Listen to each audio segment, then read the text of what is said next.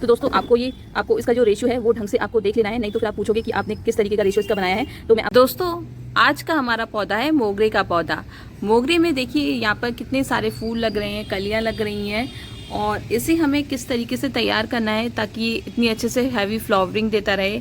साथ ही इसको आपको रखना कहाँ पर है, कौन से इसे फर्टिलाइज़र देने हैं, और इसमें कौन कौन सी ऐसी बातें याद रखनी है आपको ताकि ये हैवी फ्लावरिंग देता रहे और इतने अच्छे से इसमें ब्रांच बनती रहें।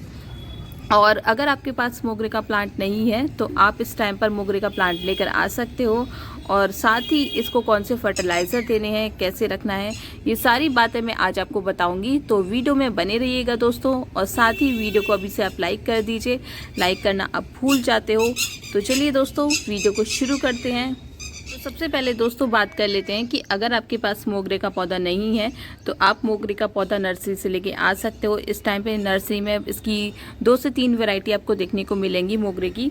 तो ये हमारा स्टार मोगरा है। एक मोगरा आता है मोतिया मोगरा, तो इसमें ये डबल पेटल है और ये बहुत ही खूबसूरत लगता है। आप देख सकते हो ये इतने बड़े बड़ा इसमें फूल आता है। और एक आता है मोतिया मोगरा। तो मोतिया मोगरा मैं आपको दिखाती हूँ, आपने ज़रूर देखा होगा। तो ये देखिए दोस्तों, ये मोतिया मोगरा है। इसमें भी ये गुच्छे में फूल आते हैं और ये काफ़ी ज़्यादा सुंदर लगता है, एकदम मोती के जैसा लगता है जब ये खिलता है। तो आप दोनों में से कोई भी वैरायटी लेकर आ सकते हो।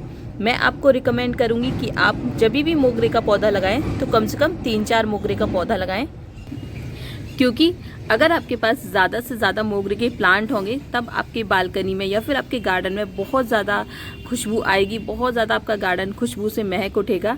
जैसे कि आज ये मेरा टेरेस गार्डन, इसमें बहुत ज़्यादा खुशबू आ रही है।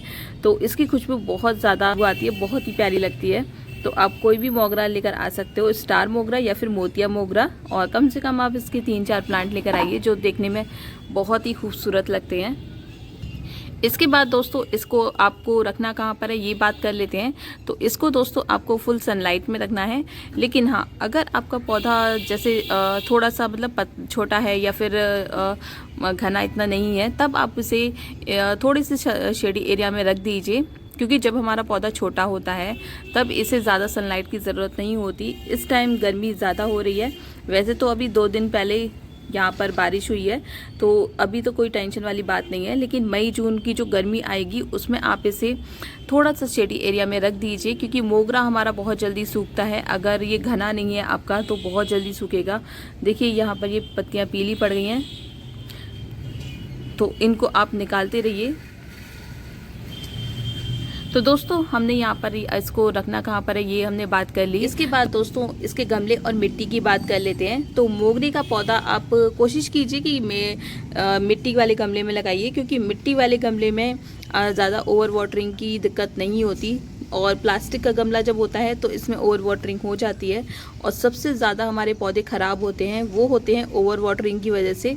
तो इस चीज़ का आपको ध्यान रखना है। और इसके साथ ही आपको एक और चीज़ का ध्यान रखना है कि आप इसका ड्रेनेज होल चेक कर लीजिए। जब भी आप नया प्लांट लगाते हैं गमले में, तो गमले की आपको, जैसे कि कुछ गमले होते हैं हमारे पहले से भरे हुए होते हैं, उसमें प्लांट ख़राब हो जाते हैं और वो खाली रह जाते हैं गमले। तो हम कुछ लोग शुरुआत में गलती करते हैं कि उसी पॉट में पौधा लगा लेते हैं। तो हमें उसी पॉट में पौधा नहीं लगाना है। पहले आप पॉट की मिट्टी को अच्छे से सुखा लीजिए, धूप में सुखा लीजिए। उसके बाद आप उसका जो प्रॉपर जो ड्रेनेज होल है उसको चेक कर लीजिए कि ड्रेनेज होल काम कर रहा है या नहीं कर रहा है। इसके बाद इसमें जो आप जो मिट्टी तैयार करोगे उसमें आप गार्डन सॉइल लेना है, 50% वर्मी कंपोस्ट लेना है। और अगर आपकी मिट्टी थोड़ी सी टाइट है या थोड़ी सी चिकनी है तो आप उसमें 10% रेत भी मिला सकते हो, और साथ ही 1 मुट्ठी नीम खली भी आप इसमें डाल सकते हो। तो ये हमारा सॉइल मिक्सचर यहाँ पे अच्छे से तैयार हो जाएगा। और इसे आप अच्छे से गमले में भर कर, गमले में आपको ज़्यादा नहीं भरना है, कम से कम ये 2 इंच गमले की जो 2 इंच जगह छोड़नी है आपको, ताकि इसमें जब भी आप पानी दोगे और या फिर खाद दोगे तो वो ऊपर से बह ना जाए। तो इस चीज़ का आपको याद रखना है कि इतना ही आपको गमले की मिट्टी भरनी है। इसके बाद दोस्तों इसके पानी की बात करें तो अगर प्लास्टिक के पॉट में लगा रखा है पौधा तो आप इसमें ये मिट्टी को चेक करके ही पानी दीजिए, क्योंकि प्लास्टिक के पॉट में मिट्टी सूखती नहीं है इतनी जल्दी। वरना अगर आपने मिट्टी के गमले में ये पौधा लगा रखा है तब आप इसको रोज़ पानी दे सकते हो। और कोशिश कीजिएगा कि आप सुबह 6 बजे से लेकर 8 बजे तक ही आप इसे पानी दीजिए, वरना शाम को आप पानी मत देना, क्योंकि शाम को पौधे की जो मिट्टी होती है वो काफ़ी गर्म हो जाती है और हम गर्म मिट्टी में पानी देंगे पौधे को तो पौधे की जड़ें ख़राब भी हो सकती हैं। तो इस चीज़ का आपको याद रखना है कि हमें पानी जो है वो 6 से 8 बजे तक ही देना है। कोशिश कीजिए 6 बजे तक या 7 बजे तक आप पानी दे दीजिए पौधे को, अच्छे से ग्रोथ कर पाएगा और इसकी फोटोसिंथेसिस की प्रोसेस शुरू हो पाएगी। क्योंकि हम सूरज निकलने से पहले इसे पानी देते हैं तो पौधा जो है अच्छे से वाटर को एब्जॉर्ब कर लेता है और उसके साथ ही जब सूरज निकलता है तो इसमें फोटोसिंथेसिस की प्रोसेस होने लगती है। तो आप ध्यान रखिएगा कि इसे आप मॉर्निंग में ही पानी दीजिएगा, ज़्यादा धूप में या फिर शाम को पानी मत दीजिएगा।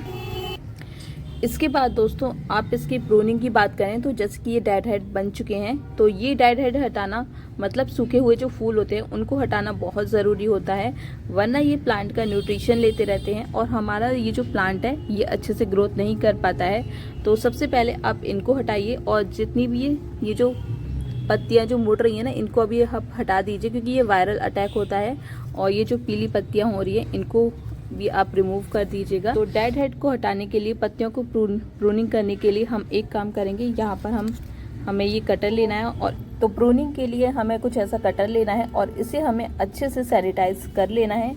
तो ये आप जो अल्कोहल आता है उससे आप सैनिटाइज कर सकते हो इसे, या आपके पास एलोवेरा है तो आप उससे भी इसे अच्छे से सैनिटाइज कर सकते हो। वरना प्लांट में जो भी डिसीज़ होगी या फिर इससे जो मैं पहले जो कटिंग कर चुकी होंगी इस पे जितने भी जो कीड़े मकोड़े, जो वायरस, जो बैक्टीरिया वगैरह होंगे वो यहाँ से हट जाएंगे। तो अब हम इसकी प्रूनिंग करते हैं। प्रूनिंग आपको देखिए कैसे करनी है, जैसे कि अभी मैं ये हटाऊंगी नहीं, वैसे तो मुझे प्रूनिंग यहाँ से करनी है क्योंकि ये भी डेड हेड बन जाएगा, लेकिन अभी मैं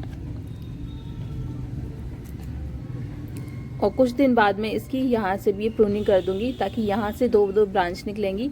ऊपर से ये बहुत छोटी सी ब्रांच है तो इसका हमें कोई फ़ायदा नहीं है, तो इसको भी मैं कट कर दूंगी क्योंकि अच्छे से ग्रोथ नहीं कर रही है। तो जो भी आपकी पत्तियाँ अच्छे से ग्रोथ नहीं कर रही हैं उनको भी आप रिमूव कर दीजिए और जो जो डेड हेड बन चुके हैं उनकी भी आप अच्छे से, ये देखिए ये डेड हेड बन चुका है तो हमें यहाँ से इसकी प्रूनिंग करनी है, हल्की सी करनी है, ज़्यादा नहीं करनी। और इसके अलावा देखिए यहाँ से ये प्रूनिंग करनी है हमें। तो जो भी आपको दिखे जैसे कि ये है अब, तो ये हमें यहाँ से देखिए यहाँ से ये पत्तियाँ निकल रही हैं तो ये हमें बस इतनी ही प्रून करनी है। तो आप चेक कर लीजिए कि जहाँ पर भी डेड हेड बने हुए हैं उनकी आप प्रूनिंग कर दीजिए। देखिए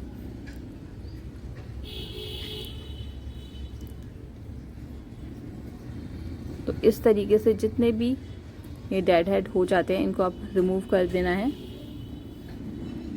इसके बाद दोस्तों सबसे इम्पॉर्टेंट काम जो मैं अभी आपको बताने जा रही हूँ कि इसे आप इस टाइम कौन सी खाद दीजिए। आप ठंडी खाद दीजिएगा और ठंडी खाद आप किस तरीके से बनाओगे इतनी गर्मी में आपको केमिकल फर्टिलाइज़र देने की कोई ज़रूरत नहीं है, नहीं तो हमारा पौधा सरवाइव नहीं कर पाएगा। तो इसे आप जो मैं आज बताने जा रही हूँ ठंडी खाद वो दीजिएगा। तो मैं अभी आपको दिखाती हूँ कि आपको कैसे बनानी है। तो दोस्तों आपको इसका जो रेशियो है वो ढंग से आपको देख लेना है, नहीं तो फिर आप पूछोगे कि आपने किस तरीके का रेशियो इसका बनाया है। तो मैं आपको बताती हूँ इसका मैं आपको बताती हूँ इसका रेशियो आपको कैसे देना है। तो ये करीब 3 लीटर यहाँ पर पानी ले लिया है, 3 लीटर के करीब मैंने पानी लिया है और उसमें ये कच्चा दूध है और ये कच्चे दूध को मैंने दुगना कर लिया है। ये आधा गिलास था ये दूध और मैंने इसको दुगना कर लिया है। तो ऐसे ही आपको लेना है, कच्चा दूध ही लेना है। इसके अलावा यहाँ पर मैं एक और चीज़ लूँगी। तो यहाँ पर ये मैंने जो उपला होता है, गाय का उपला होता है, इसको मैंने रात भर भिगो के रख दिया था और इसमें मैंने एक मुट्ठी नीम खली भी मिलाई हुई थी, ये देख सकते हैं, नीम खली भी मिलाई हुई थी। तो इन दोनों को मैं इसमें डालूंगी और फिर मैं अपने जितने भी प्लांट हैं उनको मैं दे दूंगी। तो ये बहुत अच्छी खाद है और गर्मी में इससे बढ़िया खाद आपको कोई नहीं मिलेगी। तो ये मैं आज इसे दूंगी। तो ये 1 गिलास के करीब, आधा गिलास दूध था और मैंने इसे दुगना कर लिया है। और साथ ही हमें ये पानी लेना है, कुछ इतना मैं आपको बता दूँ, ये हमें लेना है, ये आधा गिलास के करीब ही लेना है, ज़्यादा नहीं लेना क्योंकि ये भी बहुत ज़्यादा स्ट्रॉन्ग खाद होती है। और इसको हमें मिला लेना है ये 3 लीटर पानी के अंदर। तो ये वाला हमें कुछ रेशियो इसका तैयार करना है। और इसके बाद अगर आपके किसी भी पौधे में कीड़े वगैरह हो रहे हैं तो ये वाला जो मैंने आपको खाद बताया है, ये वाला खाद आप छान कर स्प्रे भी कर सकते हो अपने पौधे पर, जितने पौधे पर कीड़े हो रहे हैं। इसके अंदर जो कच्चा दूध है वो फंजीसाइड की तरह और पेस्टिसाइड की तरह भी काम करता है। तो अगर आपके पौधे में कीड़े मकोड़े हो रहे हैं तो इसको आप छान कर स्प्रे बोतल में करके दे दीजिए। तो ये आपके लिए, ये आप स्प्रे की तरह भी यूज़ कर सकते हो, फंजीसाइड पेस्टिसाइड की तरह भी यूज़ कर सकते हो। और इस गर्मी में तो ये पौधों के लिए सबसे बेस्ट खाद है। तो यहाँ ये मोगरा है मेरा पौधा और इसे मैं दे दूँगी। और ये 2 दिन पहले बारिश हुई है ना, तो मिट्टी थोड़ी सी गीली है, तो अभी मैं इसे ज़्यादा नहीं दूँगी, थोड़ा ही दूँगी, वरना आप इसे पूरा 1 गिलास भर के दे सकते हो। तो मैं इतना ही दूंगी दोस्तों, ज़्यादा नहीं देना है। जब आपके गमले की मिट्टी पूरी तरीके से सूख जाती है तभी इस फर्टिलाइज़र को देना है, वरना आपका पौधा इस फर्टिलाइज़र को एब्जॉर्ब नहीं कर पाएगा। तो जब भी आप कोई फर्टिलाइज़र देते हो अपने पौधे में तो तभी दीजिएगा जब पौधे की मिट्टी जो है पूरी तरीके से सूख जाती है, तभी आप इस फर्टिलाइज़र को दीजिएगा। मैं कोई भी फर्टिलाइज़र हो आप तभी दीजिएगा, लिक्विड फर्टिलाइज़र, जब पौधे की मिट्टी सूख जाती है, क्योंकि तभी पौधा जो है एब्जॉर्ब कर पाएगा इस फर्टिलाइज़र को। नहीं तो क्या होगा, अगर पहले से मिट्टी गीली है तो इसमें जो जड़ें होंगी वो सड़ भी सकती हैं, वो उससे जड़ों का दम घुट जाएगा, जड़ें सड़ भी सकती हैं और ये लिक्विड फर्टिलाइज़र ऊपर से जड़ों को ख़राब कर देगा। तो इस चीज़ का आपको याद रखना है दोस्तों। और इस फर्टिलाइज़र को मैं अपने गुड़हल के पौधे में दूंगी। गुड़हल के पौधे को फर्टिलाइज दिए हुए काफ़ी ज़्यादा टाइम हो गया, तो मैं उसमें इसे डालूंगी। तो यहाँ दोस्तों ये मेरे गुड़हल का पौधा है और यहाँ मैं इस फर्टिलाइज़र को दे दूंगी। इस पर फूल अभी नहीं बन रहे हैं, हल्की हल्की सी कलियाँ होंगी वही बन रही हैं। तो अभी इसमें कलियों की शुरुआत अभी तक नहीं हुई है, तो इसे मैं ये फर्टिलाइज़र दे दूंगी।